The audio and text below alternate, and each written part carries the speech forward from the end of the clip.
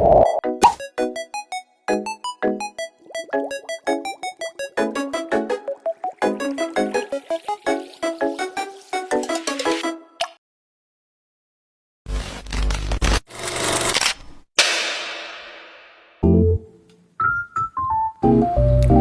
everyone, my name is Ira Joy Solas. I'm 21 years old and I'm from Aleo Capalonga, Camarines Norte.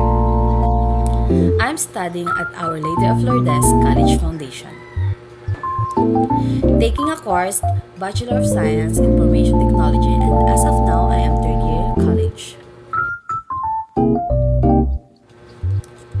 So, isa sa mga lakas ko is yung family, of course, God, friends, and yung alam kong taong totoong sumusuporta at nagmamahal sa akin.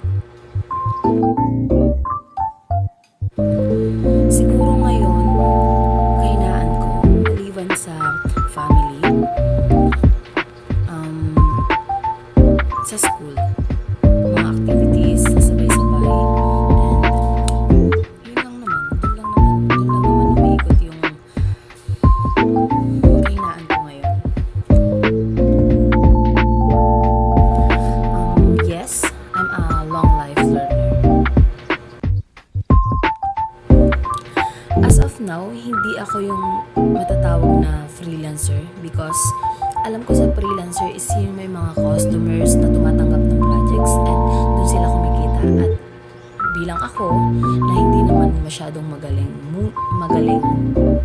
sa pagpo-program ang pag-develop ng mga websites, hindi ako yung tumatanggap ng mga gantong projects. Sa question 6, sabi ko nga kanina, hindi ako freelancer. So, wala akong tinatanggap na clients. Wala rin akong ginagawang projects. So, how do I take negative feedback? Para sa akin is, oo, nape-pressure, napapagod, naiiyak. But, siguro iniisip ko na lang na lilipas dito. Makakayanan ko to. At iisipin ko someday na, ay, pinagdaanan ko yan. And as of now, hinaharap ko siya sa paggawa at pagresponde or mabilis na paggawa ng activities, kasi yun lang naman yung mga kahinaan ko ngayon. And ginagawa ko siya ng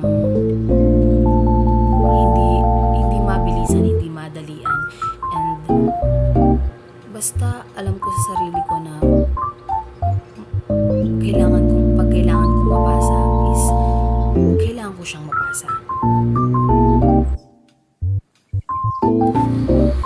Siguro sa subject na to, wala akong tanong, but may gusto akong sabihin na alam kong totoo yung nararamdaman ko, na nahihirapan akong